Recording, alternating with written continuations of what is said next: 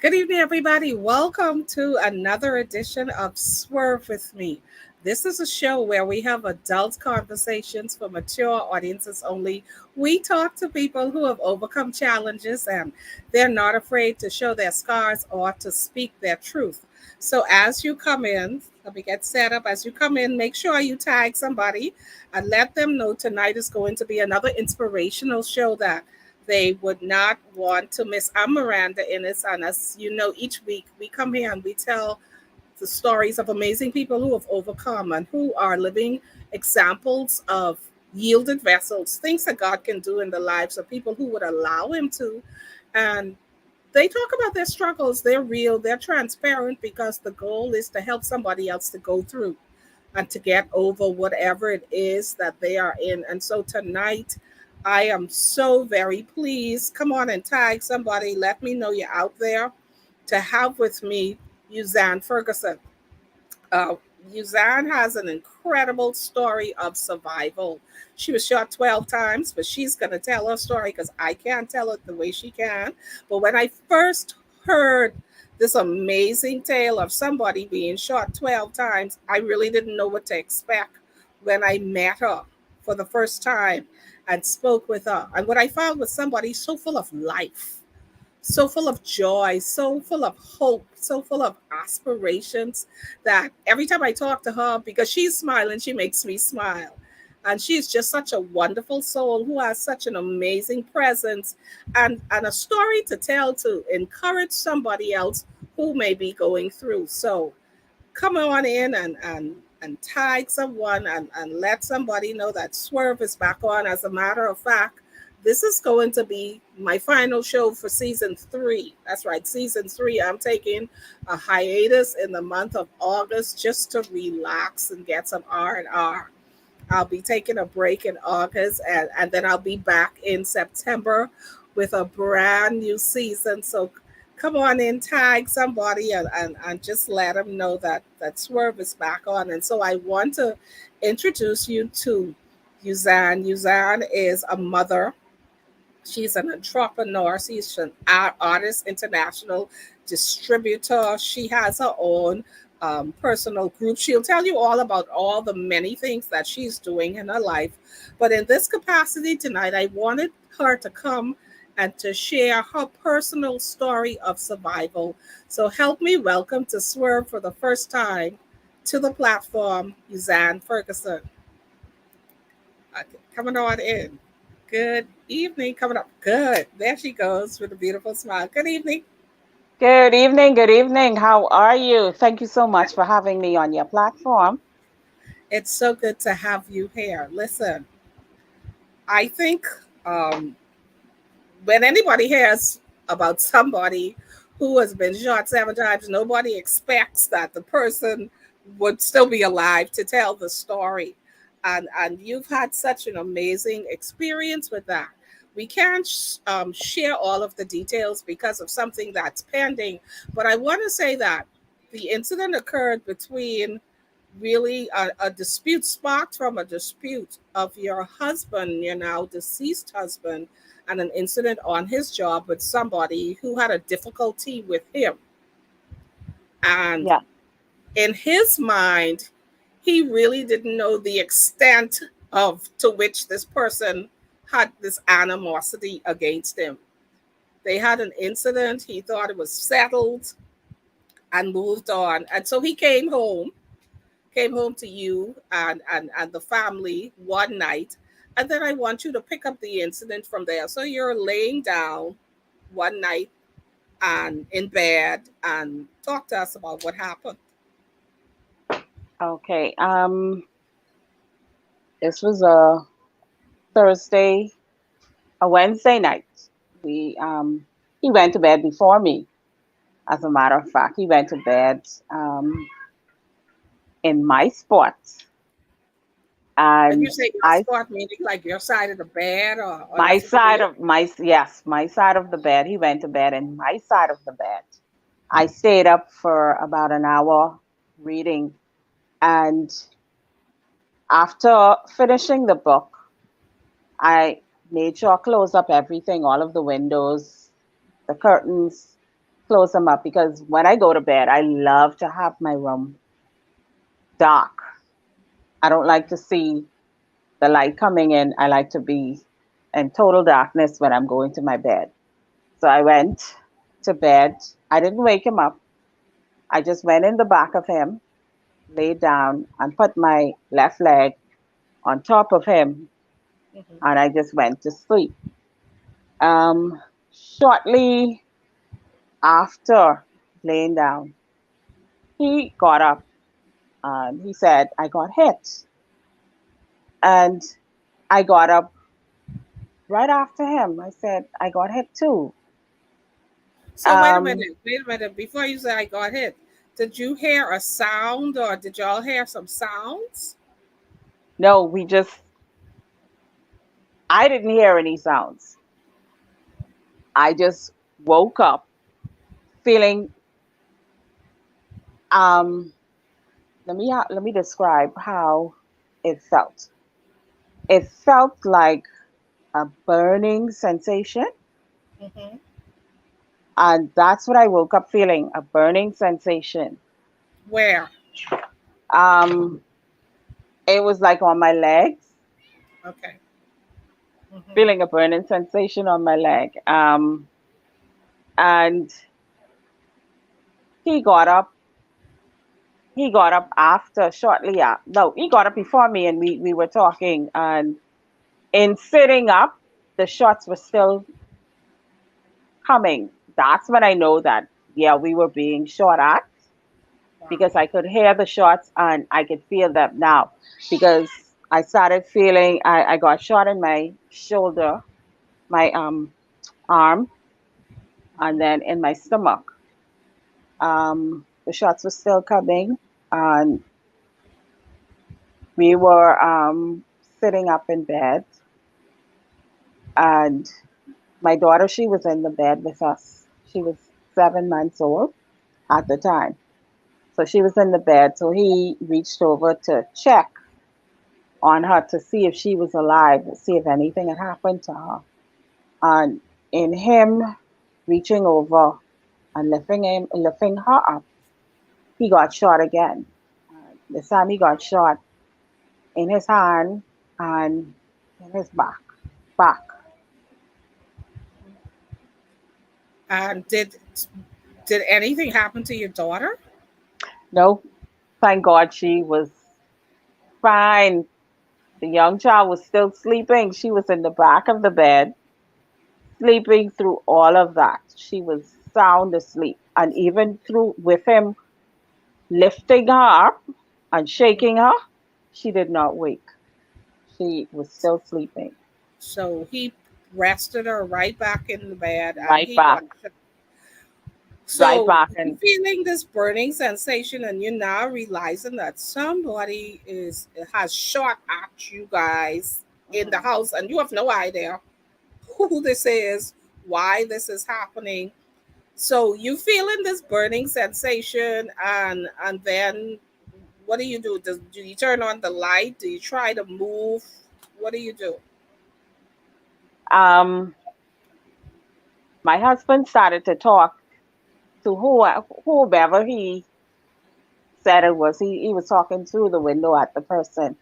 And in the meantime, talking to the person, he was saying to me, So wait. um, Even though he was shot, he was able to get out of bed and talk to the person. no, no, no, he was still sitting up in bed. We were sitting up in bed. The bed is, the windows are right.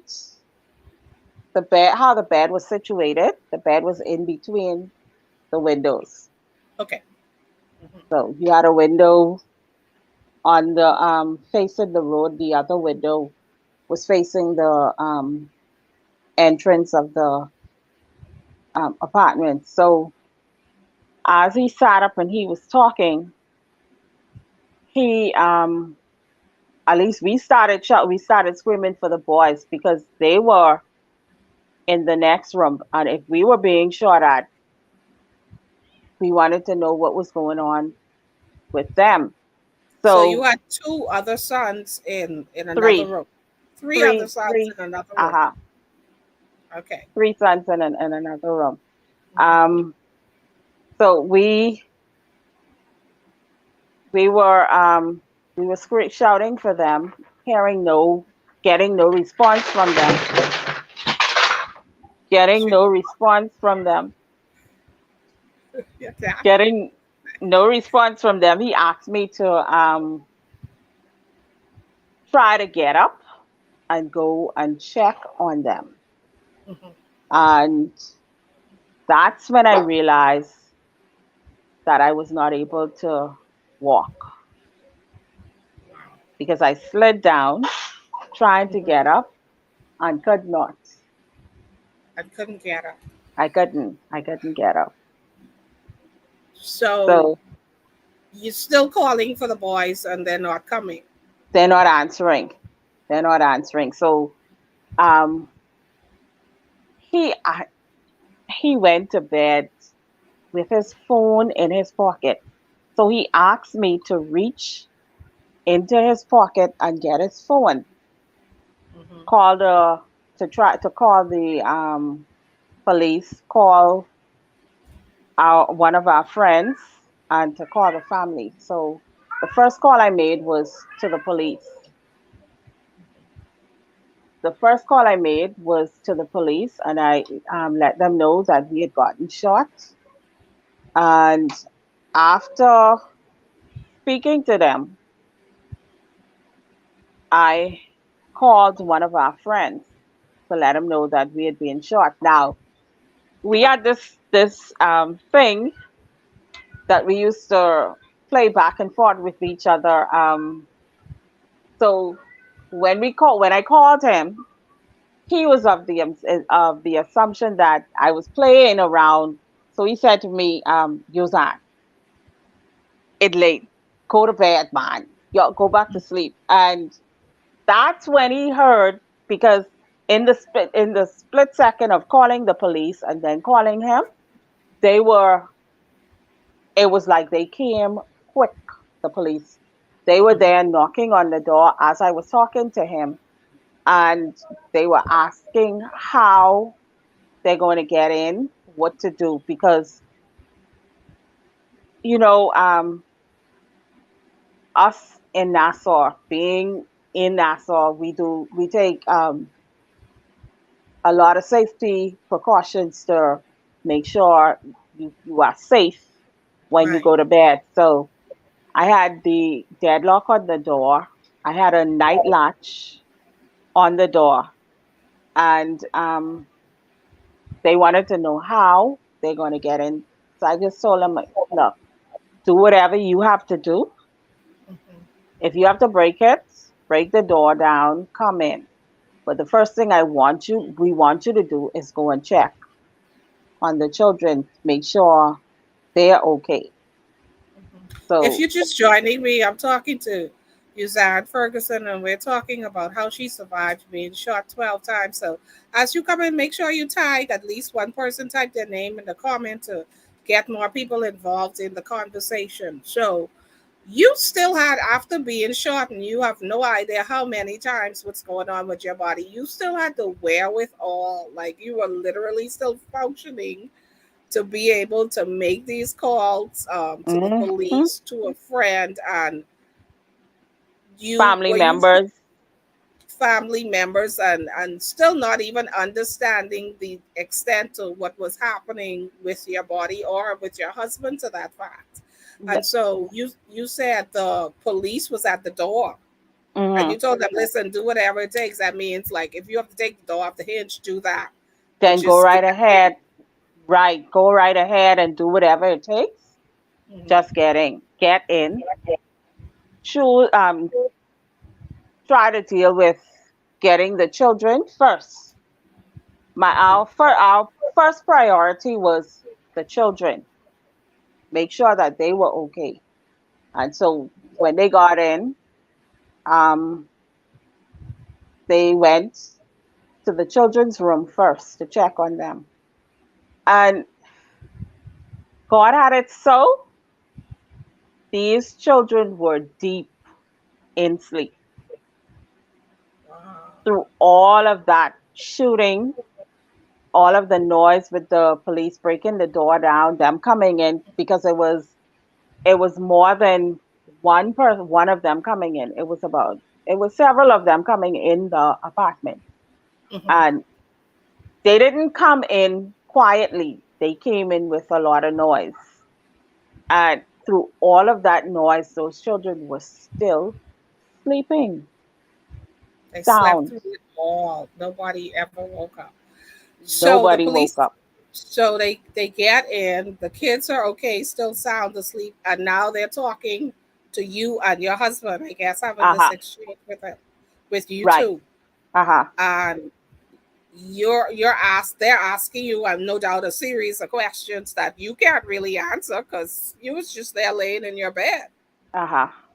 So what As a happens matter of after they fact, get in? as a matter of fact, they were they were really talking to my husband because he was giving them a lot of answers, telling them certain things of what was happening. The main concern of mine was the children and him, my husband, because even though he was talking to them, he was coherent. He was able to say a lot of things to them. He started to say, take his shoes off, take his socks off because his foot was getting tight. And the only thing he went to bed with was his pants. He went to bed with his long pants on. And with him being a mortician, he had already told me, he had given me some signs of the body dying. Oh, so these are things that he had taught you earlier on, so you could tell. So he didn't even have on shoes or socks at that point, right? No shoes, no socks, just his pants. He went to bed. So And you're listening to him say this, and what's going on in your mind? um, honestly, I I wasn't even processing that part of what was really happening. I wasn't processing that. Um, because in my mind, I was saying everything was going to be all right with both of us. That's how I was feeling. That's how I felt right then and there. And at the time, the ambulance, they were already there. We had two ambulance had already pulled up on the scene, and they were in there assessing both of us. Hmm. Um, and they, after the things he was saying, they figured that he was more, Distress. yes. So they took him out before they moved me out of the room. And um, they took him out to one of the ambulance. But before he left, he had a conversation with the boys, with his friend who came on the scene. He had a conversation before he went to the hospital. And I saw him get into the ambulance because um, he was still there talking, and he had told them which hospital to take him to. And everything, he was coherent. He was still talking. He was, it was like he was going to be just fine. Hmm. So in my mind, we were going to go into the hospital and come out, and everything was going to be just fine. Other than that, I wasn't processing the fact that someone would die or we both would die.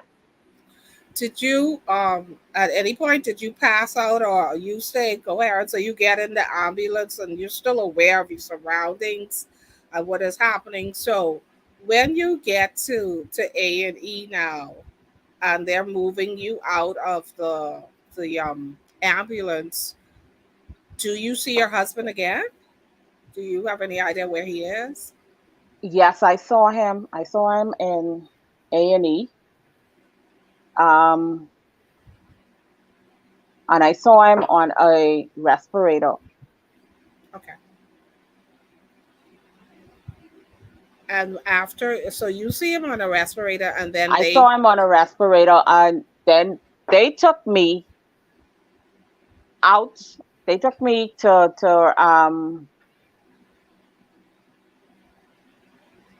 to X-ray Mhm, to get an X-ray done. mhm. Um, that was the last I saw of him, right there on the respirator. I didn't talk to him. I just saw him.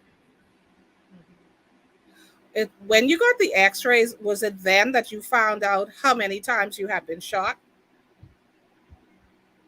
No. No. So how I did you find out?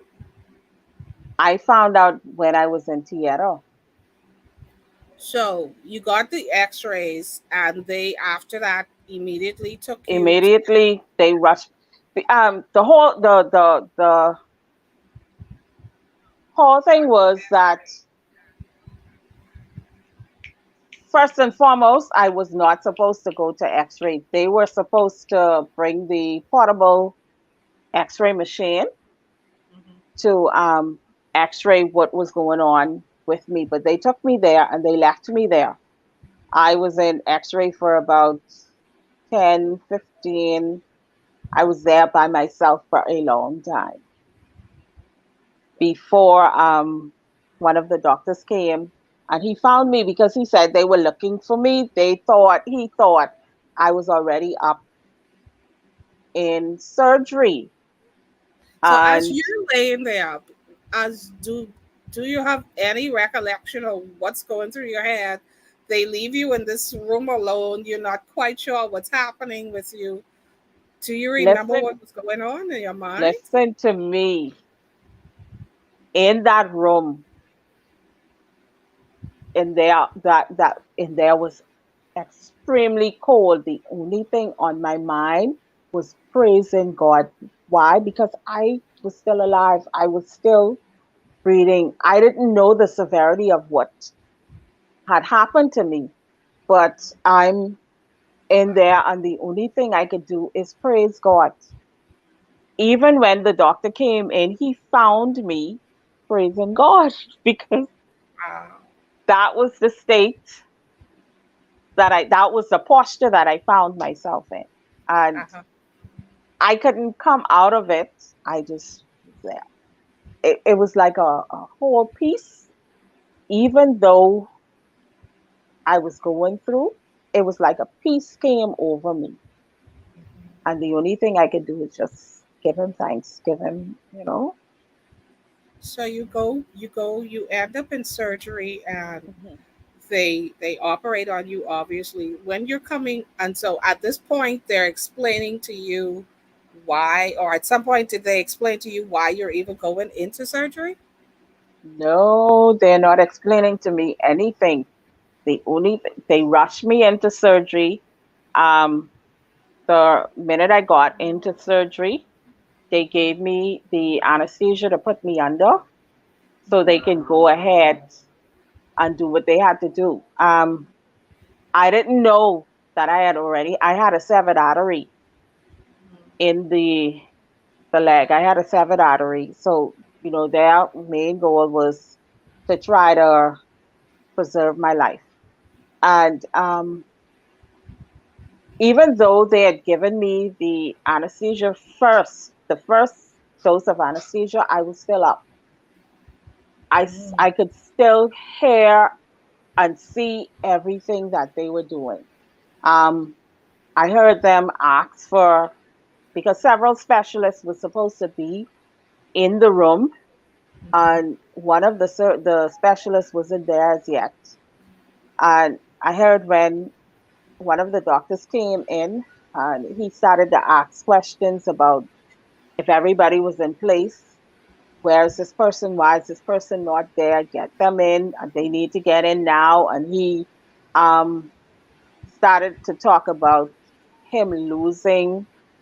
He had already lost my husband, and he wasn't So about to did he, lose. so wait a minute now, Do they know that you were still like alert? They didn't even know. They didn't know. They did not know. They only knew when they were counting how many gunshot wounds I had sustained. And when I spoke up, that's when they knew that I was still up on Wow. alert. So, That that is absolutely amazing. So you hear while you're under partial anesthesia that your husband had passed uh, away. Oh my God. What? What was going on in your head? I couldn't process that right then. Mhm. I could not process that because after I spoke up when they were counting, and I spoke up and I said, where to check, that was when they gave me another set of the of anesthesia, and that put me under. And Right. the next thing I knew, I was in recovery. Hmm. I was in the recovery room, and I saw the same doctor. He was a friend of ours. He was standing over me, and that's when it came back to me. I heard them talking about my husband, so I asked him if he was okay. Hmm. And when I saw the tears in his eyes, and he said to me, "Hey, look, don't worry about him. You worry about you getting better, get better for the children." That's Hmm. when I realized that, hey, he was really gone. Scar. And Wow. um, so when I started to cry, he was like, "See, that's the same thing. That's why concentrate on getting better. That's all I want you to do. Focus on you. Focus on getting better." And Yeah. that If you're was just joining us, I'm talking with Yuzanne Ferguson, and she's talking about her incredible story of survival after being shot 12 times and not even aware of what was happening, lying in the privacy of her home with her husband. And she found out while under partial anesthesia that he had died. And so now she's recuperating, and she comes out from under anesthesia to really begin to process the fact that her husband is gone, and she still has 5 children, 4 at the time, right? 4 at the time, to manage and take care of. So so you're in hospital mourning the death of your husband and literally fighting for your life and to stay healthy. And what is the doctor saying about your prognosis and what's going on with your body? um, after recovery, I was taken into ICU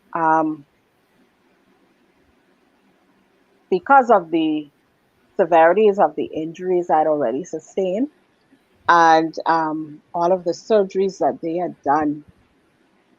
The leg was not responding. Um, so it was a back and forth whether or not I would be able to keep this leg, or if they were going to amputate the leg. And I only knew about the amputation of the leg that Sunday when the doctors were doing their rounds. And God is so awesome. They came in to do their assessment to say whether or not they were going to take this leg off. And in doing their assessment, one of the doctors who was really on my team He was standing to the foot of my bed. What he did was he put his hand on the top part of my foot. And I said to him, I say, move your hands, it's cold. So he looked at me, he said, you feel my hand? I said, yeah, it's cold, can you move it? He said, seriously, you feel my hand? I said, yes, I do feel your hand, and it's cold. So what he did was he took his pointing finger and he put it on the pulse in the foot right on the top. And he felt to see if he could feel a pulse. And when he felt it, he started crying because he was like, yeah, I could feel your pulse. I could feel your pulse. And he was so excited. He said, I feel a pulse. I feel a pulse. And the doctor who was in charge of doing the rounds, he said to him, no, you don't feel a pulse. You feel your pulse beating against her foot. The Uh-huh. leg is dead. We're going in and we're going to amputate it on Monday. And he's talking. This man is talking, and he's talking over me. And I'm saying, say what? What did you just say? I'm not talking to you. Um, have a nice day. Enjoy the rest of your Sunday. Just like that. And he walked off. The other doctor, who was truly on my team, he stayed behind. He said, and I was crying because he said to me, I'm gonna lose my I'm gonna lose my leg. And Right. I'm crying, trying to process what this man has just said. And so Hmm. he came, he said, what are you crying for? He's not on your team. He's only doing rounds. He's not on your team. He still has to wait until Dr. Ferguson says yes or no. Dr. Ferguson has to be the one who gives the final approval. You think he could fix everything in his leg just to have them amputated? Come on now, stop crying. Hmm. So he Relax, was go really on sleep. your team, cheering you Uh-huh. on. Yes. Yes. Yeah. I truly appreciate him. I appreciate everyone who was on my team for the 5 weeks that I was in hospital. I Hmm. had an awesome support team of doctors and nurses. Uh, So thank God, ultimately, you did not have to have the leg amputated. no, not at all. So, so in the 5 weeks of you being in hospital, you must have had to go through some kind of physical therapy because now you have to learn how to walk all over again. Did that happen yet? Not in the 5 weeks. I couldn't do the physical therapy in the 5 weeks because I had two cuts, um, two of the muscles that they had cut into, and they left them open. They didn't want them to close at all, to clog. They keep cleaning, he kept cleaning that out so it would not clog, would not start to heal. That was left open so that all of the fluid would drain out of the leg. And there was a gunshot wound that they left open too to help to drain the fluid out of the legs because the legs were swelling. Hmm. They were huge. And they didn't want it to explode because Wow. of the fluid. So they kept it open. And the only time I got that closed back, I got those two incisions closed. That was, I came out of the hospital that Tuesday. That Monday morning, Hmm. I went in to surgery to have those two incisions closed. And that Monday, right, at least right after I came out of surgery, Hmm. I had to use my walker to Wow. see if I could walk from my room to the entrance of the private ward and back. And I had to walk, try to get into the bathroom. And Hmm. this is all on my own. This is the only therapy I had, and this was just to show that I was capable of being on my own in order for me to be released. And the only reason that they were releasing me that early is because my husband had not been buried as yet. They were waiting on me Wow. to come out of hospital to, do the final arrangements and to bury him.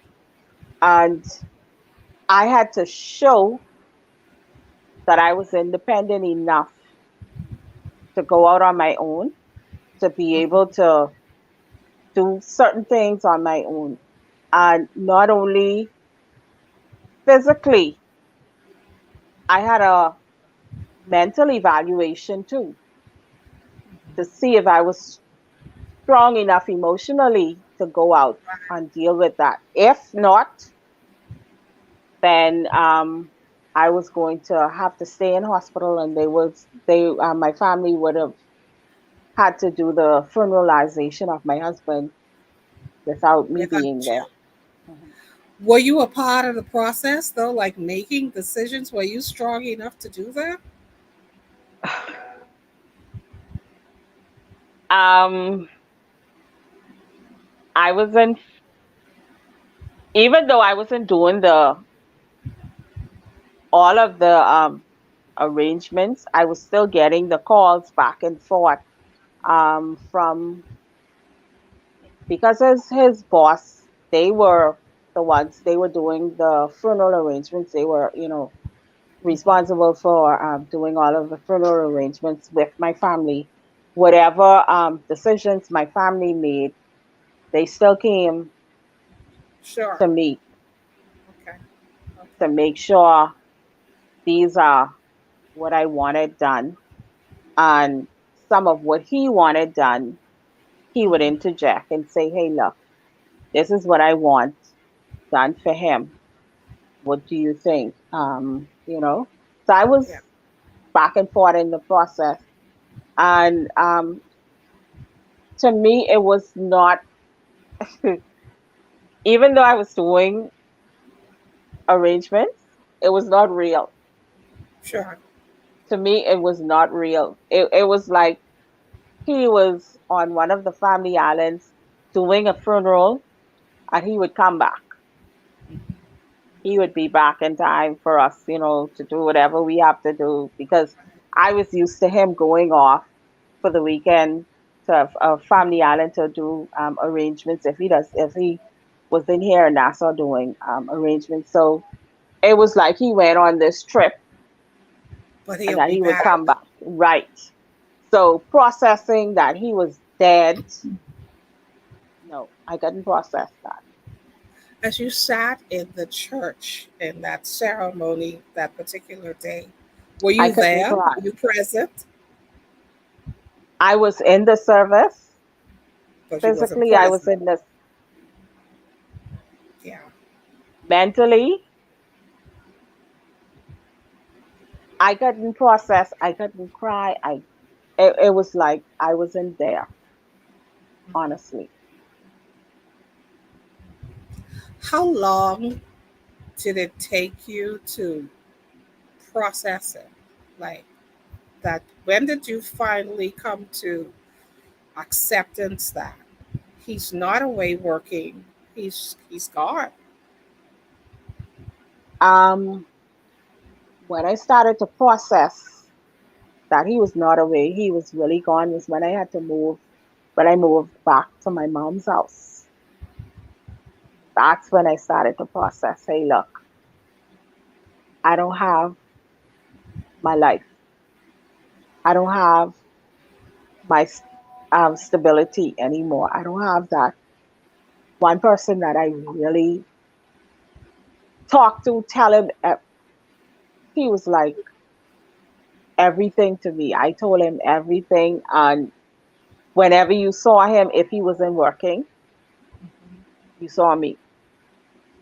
When you saw me, you saw him. Whatever we did it together with the children. So it was hard. It was very difficult um, to process that. Hey, My independence was gone. My support wasn't there anymore. Even though I had the support of my family, it was like it wasn't there. He wasn't there. Day to day with the kids, being back in your mom's house, and the children, because they were still relatively young at the time, you trying to process your own emotions and come into how did you handle all of that? How did you manage that? I processed when I cried was when they were asleep. When they were awake, I had to be strong for them. I had to be able to function so that they wouldn't feel like they. I mean, even though it was a loss, yes, that they had to process. I still was like I was there to really hold them together, and I didn't want them to see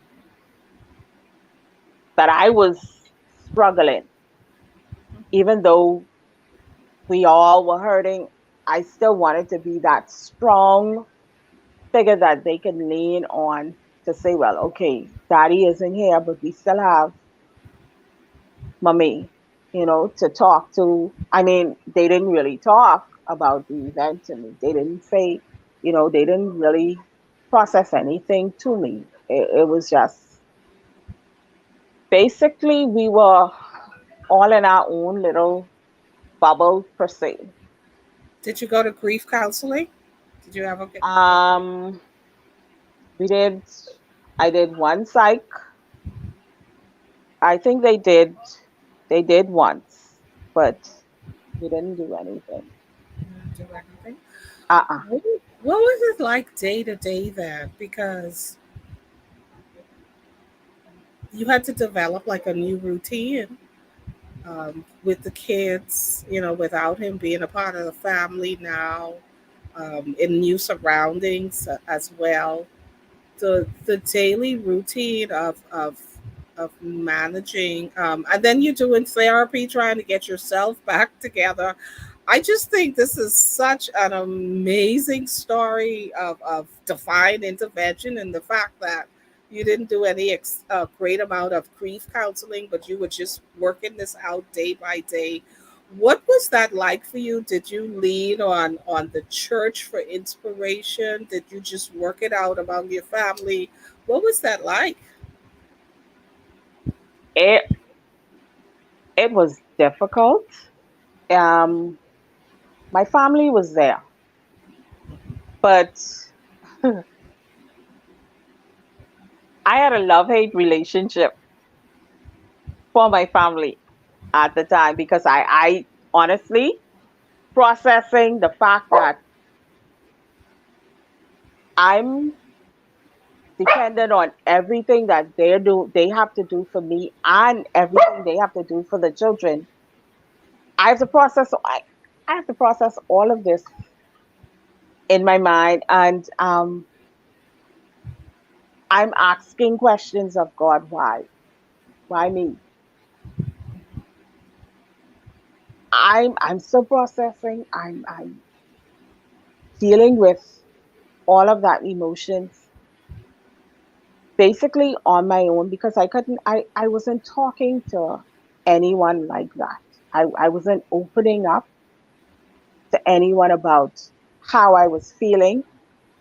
And what I started to do was I just started to write everything that I was feeling. Feeling is good. Yeah.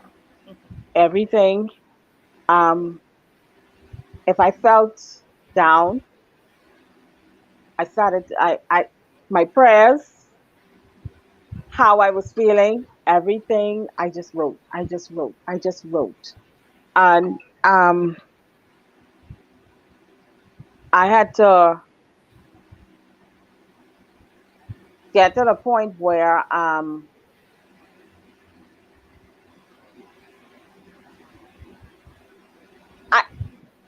honestly it took.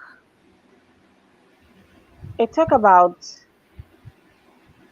it took about 2 years for me to really get other people involved in my healing. Okay. Um, And in what capacity? In what capacity did you get other people involved? uh, it wasn't really about talking, opening up and saying what was going on with me. It was just that I was now able to go out Okay. and intermingle with other persons, and just uh, it was just support. But Okay. as far as me opening up physically and saying what was going on, no, When was I the didn't do first that. time that, because you're doing this now so freely, and I'm grateful and appreciative, but when was the first time that you were able to open up and begin to share your story? The first time I was able to open up and share my story was this was the day I had called the Auckland Body Show. Okay, so let's put a timeline on it. This incident happened back in This was 2008, right? And then you called. uh This is what year you're calling Auckland Bodie. this was in 2011. Okay, that's 3 years uh, later.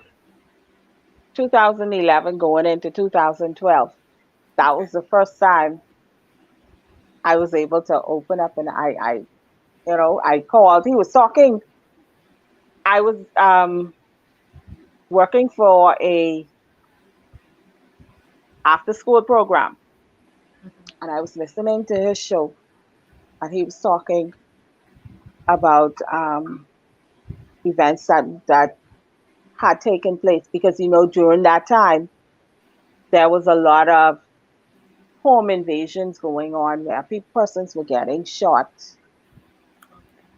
um, during that same kind of time. And so I opened up, I called him, and I said to him, I told him, I said, I had gotten shot 12 times.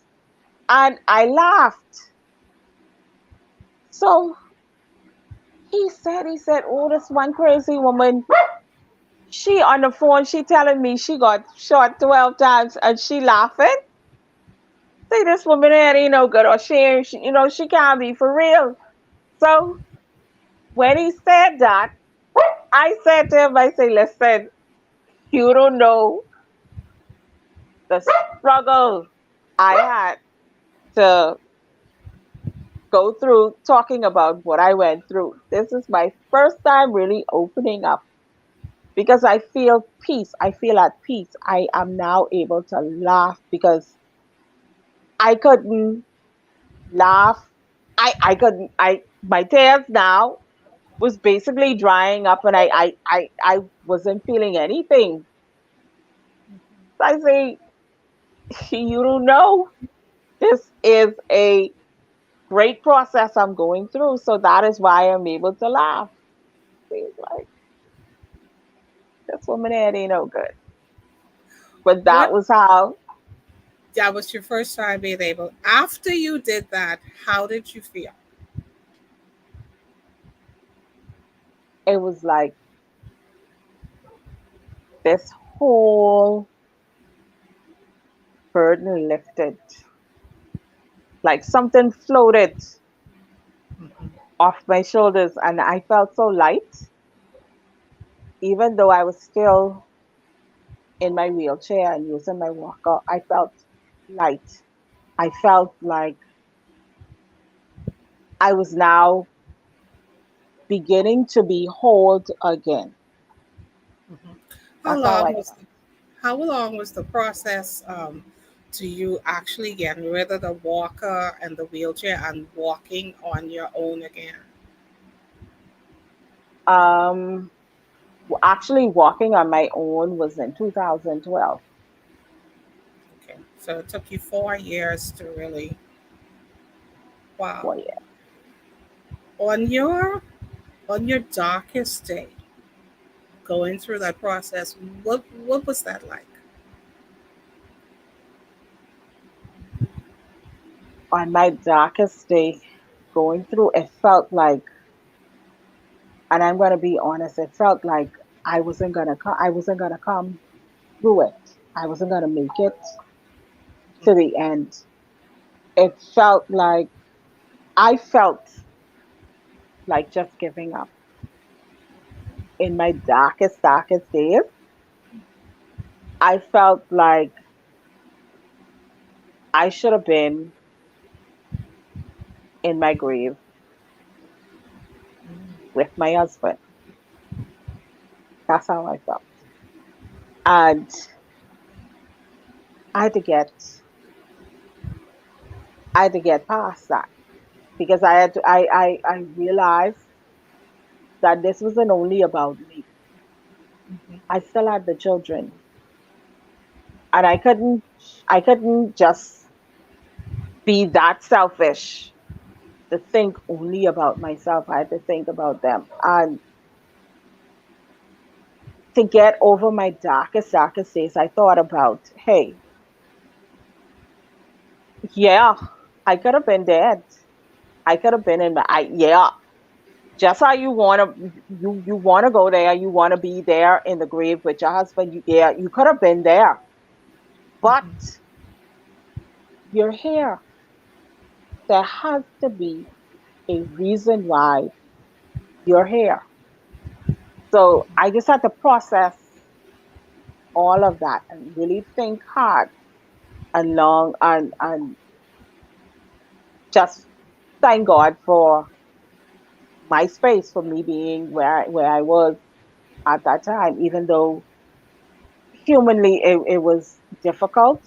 You still had to I still had to bring up my spiritual emotions to get me to the point where, hey, look, I'm looking past what was going on to look forward to look at what I have right then and there. What I had was life, Mm-hmm. even though to me it wasn't what I wanted. It was still life. I still had my children, and I still had family who were supporting me. Have you gotten any answers yet? Have you got in terms of why you had to go through this, or or are you still searching for that? Listen to me. I had a long argument with God. And like I tell you, I always wrote how I felt, and that was my back and forth, how I really communicated with God. And I asked the question, I say, why me? Why did you take away everything, basically everything from me? Why did I have to go through what I went through? And the answer I got back shocked. It shocked me. It was like, why not you? Why not you? And I'm like, but why even tell me why not me? Why did I even go through this? And the whole issue is I didn't go through this for me. This was just a process for me to be able to let somebody know the goodness of God, and to let them know, hey, look, at the end, at your lowest, even at your darkest hour, where I was, God is still there. He's still holding you. He still has you. Mm-hmm. And He's going to bring you out. At the end of it, my testimony was not for me. It's for somebody to help other person to get over that deep, dark emotions that they're feeling, either for loss or, just going through. Some people just fall into this deep depression that they can't find themselves their way out of. But just let go and let God. That's what I say, and that's what I say to myself too.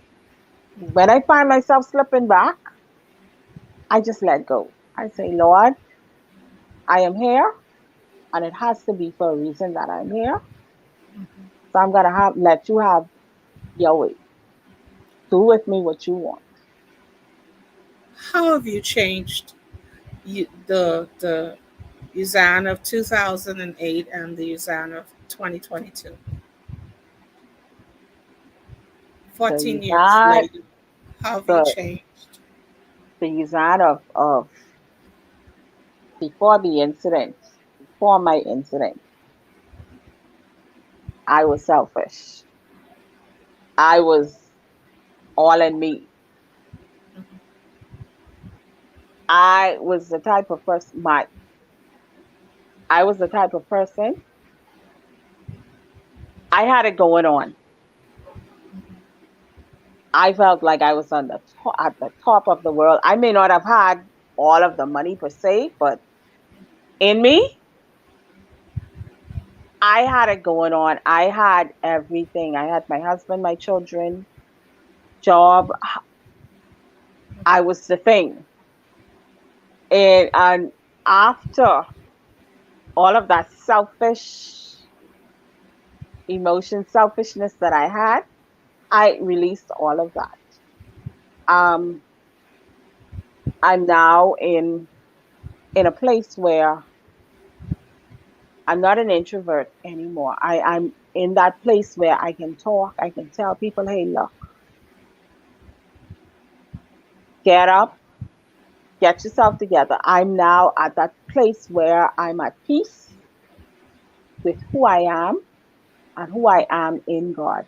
And I'm at the point of whatever He has me transitioning through, I will just let Him take the wheel and have His way and do whatever it takes for me to be a better person than I was 14 years ago. And I made a vast improvement over That's where I was.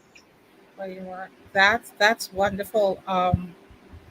As you We didn't talk a whole lot about the children, and I want to switch gears now because while you're mourning and still having to mother the children, parent rather, the children, what was that process like day to day? Because you said you tried to be strong and contain your emotions and you just let them release at night when they were in bed and safe. But what was your day to day interaction with them as you yourself was trying to heal?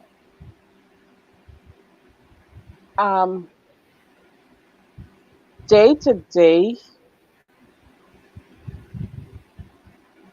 it was more or less me holding, you know, when you done lose something, what you have left, you hold on to it tight and you don't give it any air or any space to really be apart from you. And that was the point where I was with the children. Um, they had no real freedom like that. Do you think you were overprotective of them? Yes, yes, yes, Were you yes, I was. fearful that you would Yes, lose them too? yes, I So was. how did that look? No extracurricular activities, or what was that like for them?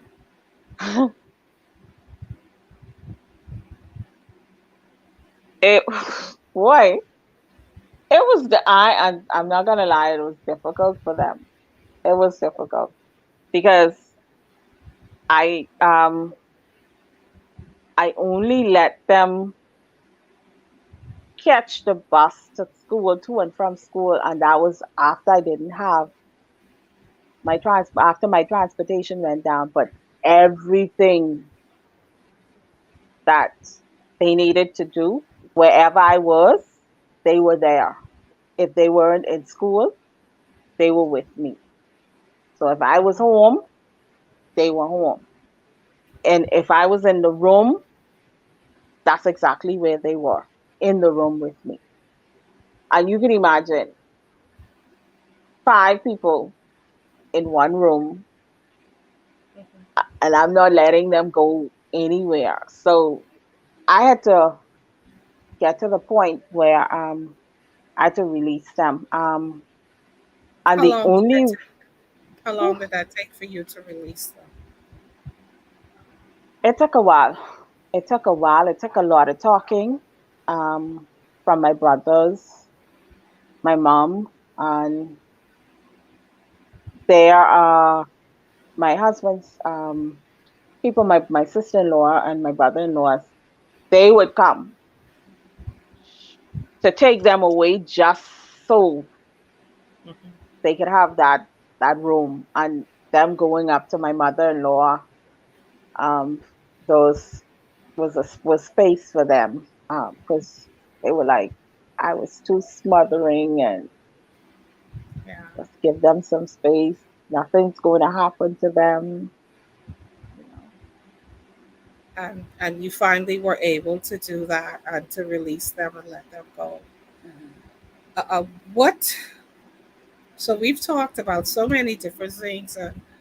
Uh, how you've managed to transition through every phase of your healing journey and learn how to walk again. And at any time in the process, did you lose your confidence in who you were and wondered if you would ever be able to resume your life again, not as you knew it, but as a changed person? Did you think about that in the process? Yes, yes, most definitely. I had those days where I felt like I was never going to be able to come back to what I really was, or who I was still stuck in I'm never going to be that person, that independent person. I'm Hmm. I'm I never had the faith that I would be able to walk again.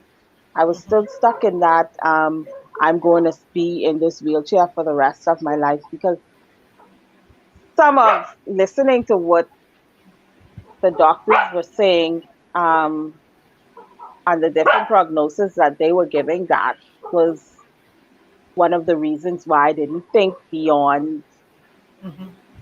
getting past this where I was to getting to where I am today. Hmm. What was the what made you push outside of your children, and of course your desire to be there for them and to support them? What was it that made you push to get up out of that wheelchair and to become the independent woman that you are today? Um,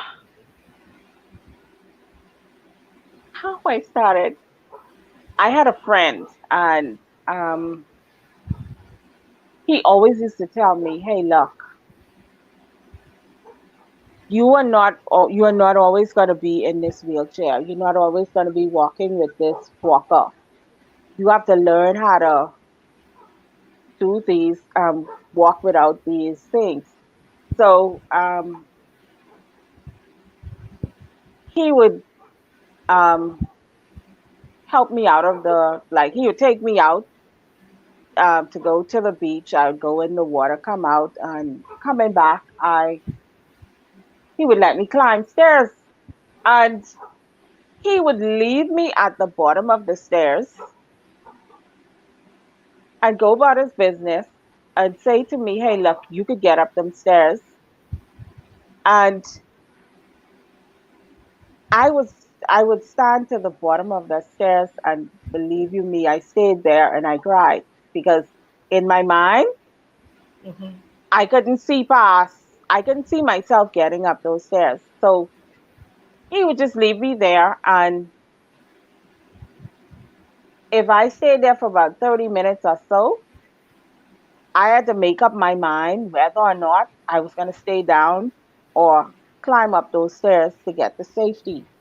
And so that was how I started to really process really started to focus on, hey, look, if I want to do this, I have to do that.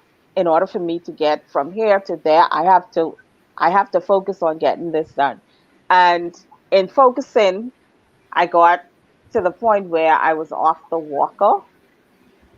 I sat well with the walker. I got the confidence. First of all, I started to go to this church, and this church was 3 floors up, No elevator. no elevator, Oh, wow.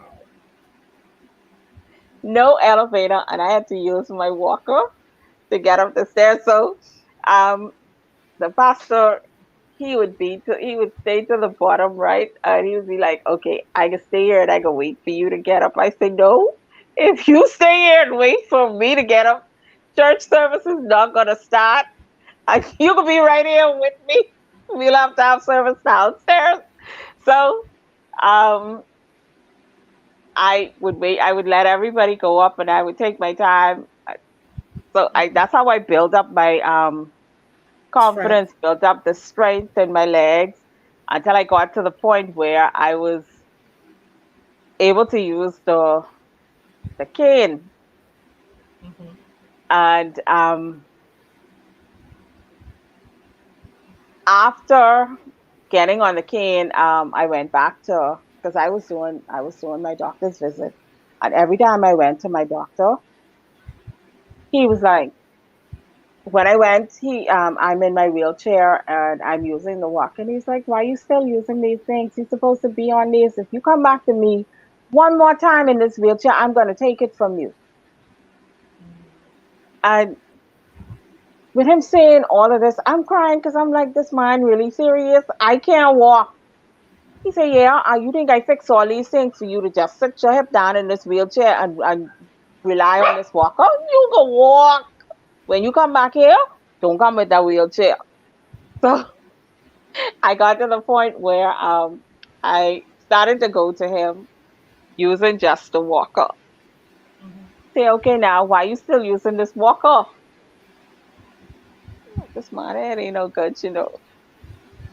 I don't care walk. I own the wheelchair. Now you gotta ask me why I still walk using this walker." So I got to the point where I was using the cane, and every time I went, every time he would push, he would push, he would push, and then to the point where you say, "Okay, well, all right, for the rest of your life, you could be in constant pain. You could be in constant pain, and you're not gonna have the strength in that leg to really rely on just being walking without that cane. You'll be using this cane for the rest of your life, just as support." And that was where I was Mhm.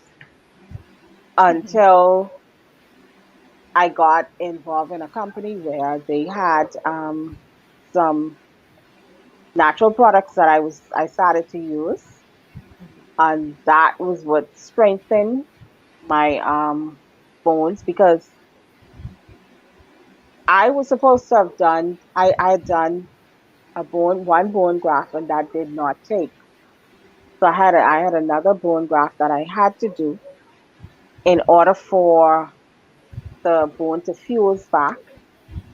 But I never did that. I never did that surgery. And today I am walking without the cane.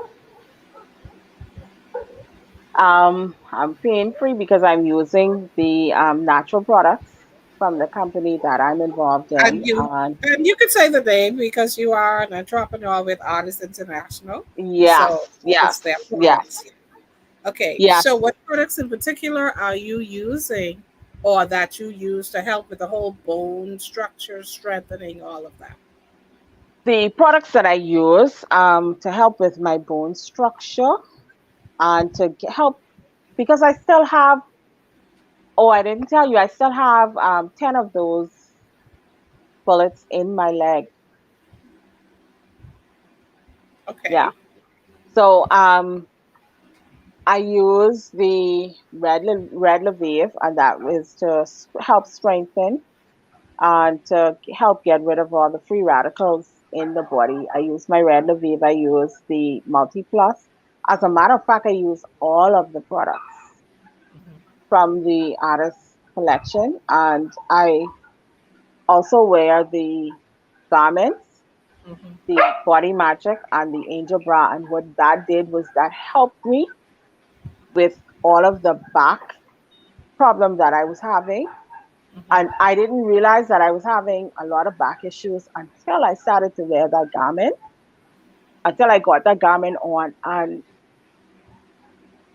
after getting that on, I realized that all of that weight that I had Hmm.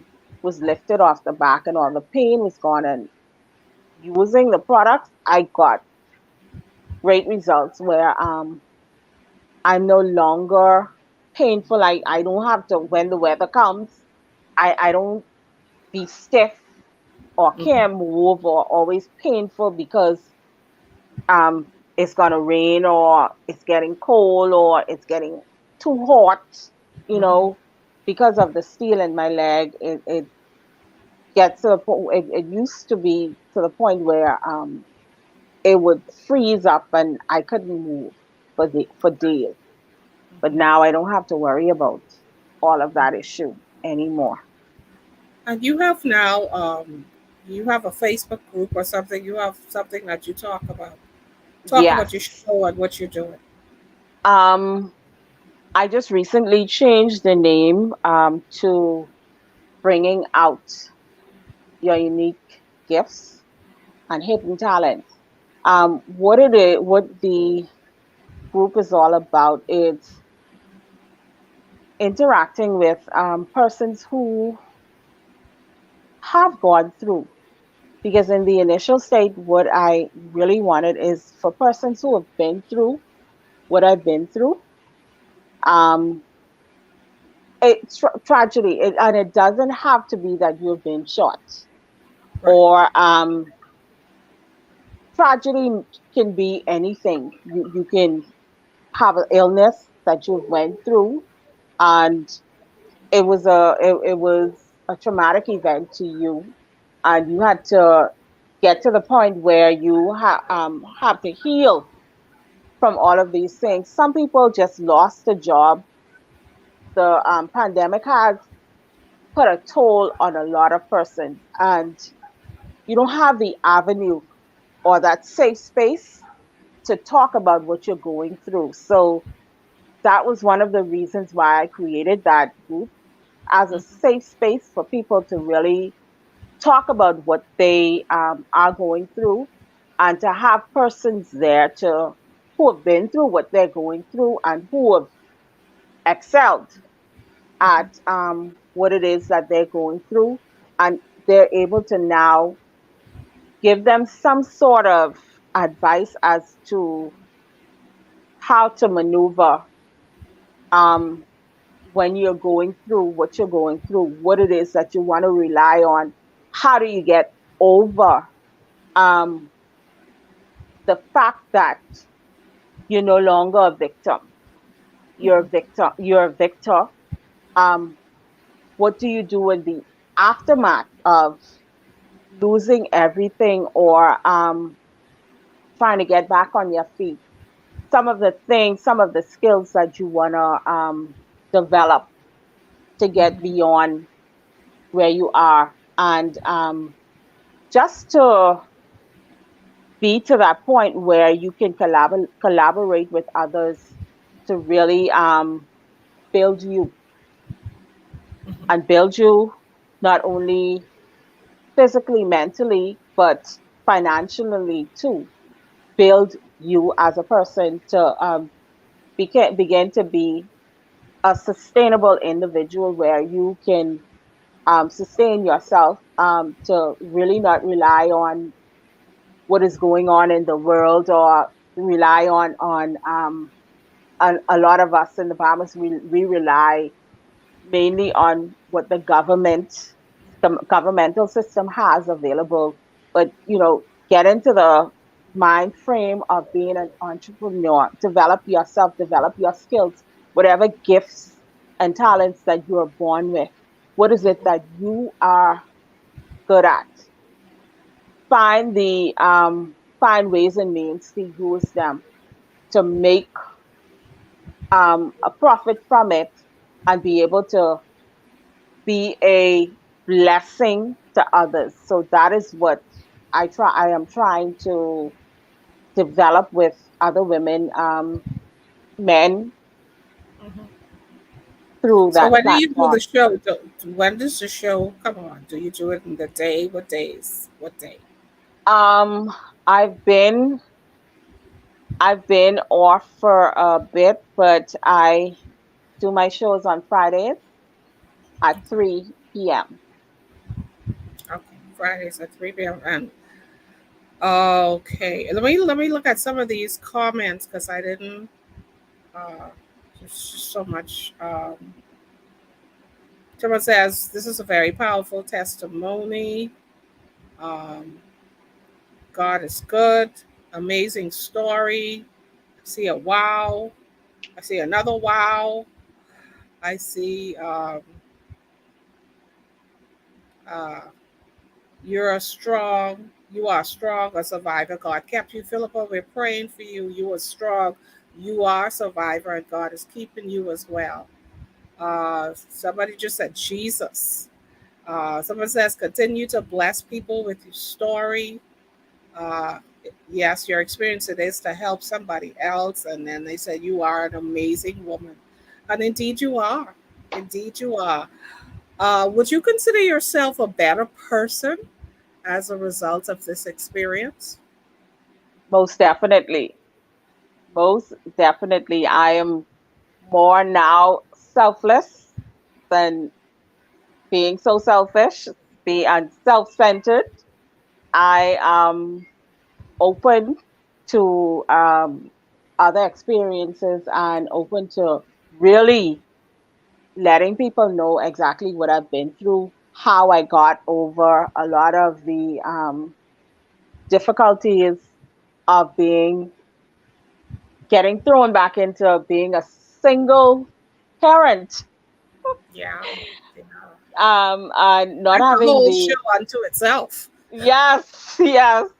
So, and some of the things that I did in the process of my healing, um, being unemployed for a time and having to really support my five children, how I got through what I went through. Mhm, So, and these are some of the experiences that I would love to share with others mhm, who are going through. Let them know, hey, look, there is a silver line mhm. at the end of every cloud. So don't give up, don't give in too easily. Yeah.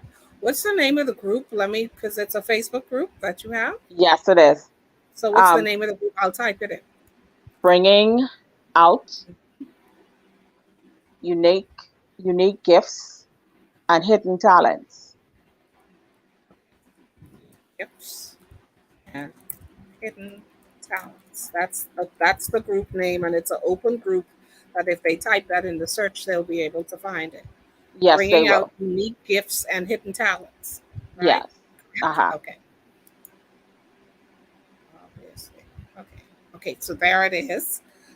So final parting words. What would you say to somebody right now who is right in the heat of an intense battle, and the battle starts in your mind?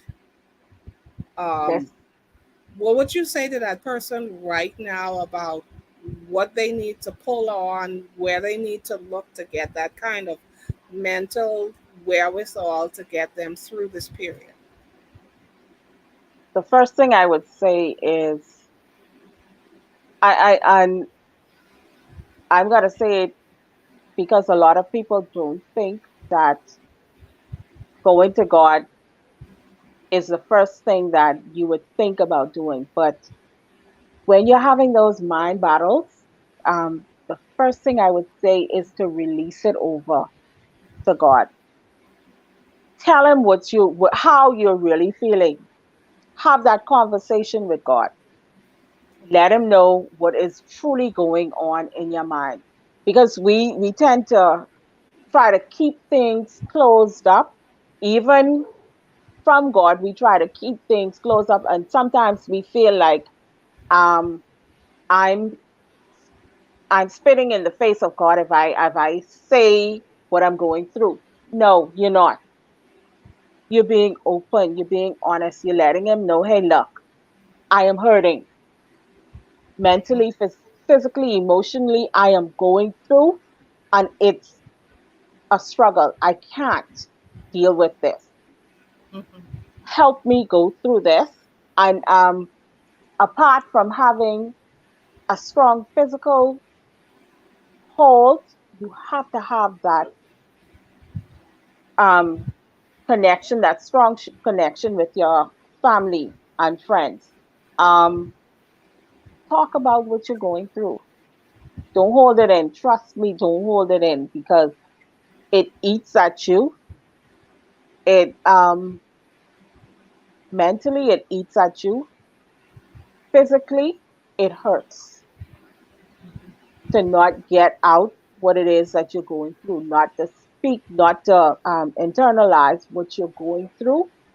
If you can't get that out, it's going to cause you to think negatively about what you're going through. And so it is good to find somebody who you can really vent to, someone who you can say exactly what you're going through, and they're not gonna repeat what you've said. Find that confident to really talk about some of your issues. And I know I didn't do it, but a good thing would be is to find a good psychiatrist to really talk about because we here in the Bahamas, we don't feel like we supposed to go to a psychiatrist if we're going through Therapist, certain yeah. things, mind battles and stuff like that. But it's an illness. It has to be treated. So find a psychiatrist who you can trust, find friends, families who you can confide in and confide in Jesus Christ. Let him take full control of what is going on and watch him, watch things turn around once you're able to release what is inside. That's awesome advice. How are your children doing? I mean, some are grown and everything. After this ordeal, how are they doing? Wow. They are they're great. Great boys. My daughter, she is 14. Um, sometimes, some now and then they, because it is still there with them. So now and then they would slip into that, wanting their father, even at their age. The oldest he is 29.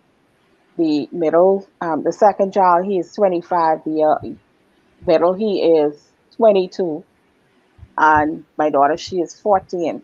Um, they still question, but they are at the point where they are getting past a lot of what they've gone through. They thank God they didn't physically act out um, what they went through, and the paths that they have chosen are right paths for children who went through the trauma that they've gone through.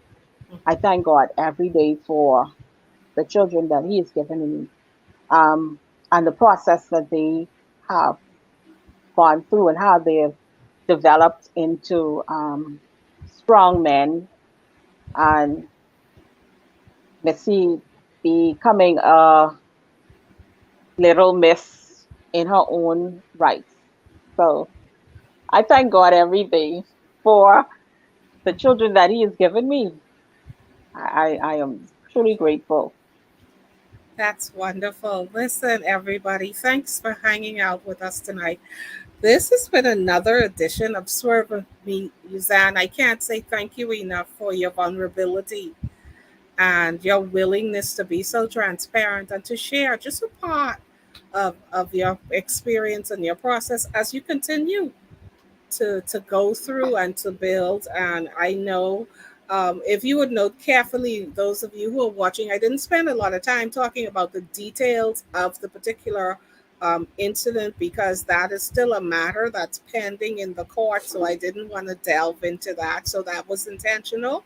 But I would encourage each and every one of you to just continue to pray for her because soon she will have to face all of this all over again, in a courtroom setting. And we just pray that God will continue to give her the strength and the courage that she needs to get through this next phase of it so that you can move on and really become all that God has ordained you to do. I know I'm 100% convinced you are in that percentile of the chosen, the chosen. Anyone who's shot at 12 times and still walking around with, what is it, 10 bullets in them, you're among the chosen. So if nobody ever said that to you before, I'm saying it, because the Bible talks about the called and the chosen. You're among the chosen, walking around 10 bullets in you with a big smile on your face, still functioning, still being able to take care of your family and to have dreams and goals and aspirations and a greater vision for your life. You're among the chosen. And I'm so happy to have had this conversation with you. And I certainly do not take it for granted. So I thank you so much for swerving with me tonight. And on behalf of all the swervers with me, listen, tag somebody as we go out. They have to watch the show. They need to connect with Yuzanne, even with the products that she has discussed and even with the group that she's trying to build to help to encourage other people to self actualize and to become all those things that God has ordained for them to be.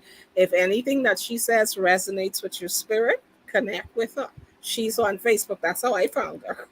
I just snuck up on her and I do what I do. By the way, guys, this is the last show for season 3 of Swerve with me. I'm taking a break for the month of August and I'll be planning for my new season beginning in September. And so, if you know of anybody, anyone who's overcome a challenge in their life and they're not afraid to show their scar, they're at a place of healing where they can talk about it, please refer them to me. We'd love to have them on this platform to share their story. So, if you know of anyone, just come into my inbox and slip a name in there and tell me a little bit about it, and I'll be happy, more than happy to accommodate them on this platform. So thank you again for swerving with me.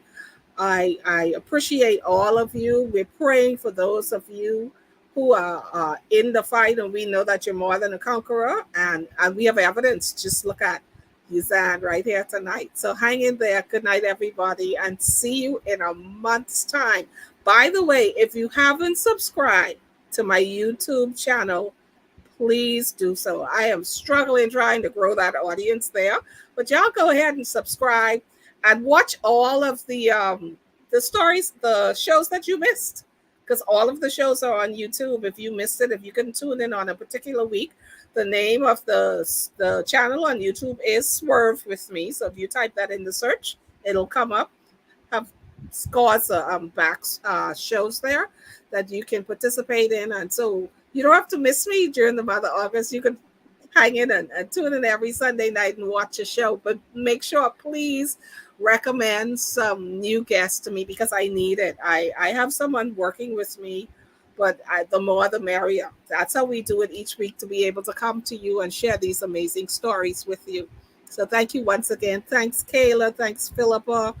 Uh, Joba, thank you for always hanging with me. My cousin Monique, all of you. Candy Thompson, thanks. Deanna, my cousin Thompson, thank you. All of you, my auntie Liz, Lovely, Kay. All of you who hung out with me tonight, thank you so much. I appreciate you, and I'll see you again soon. Have a wonderful week, everybody.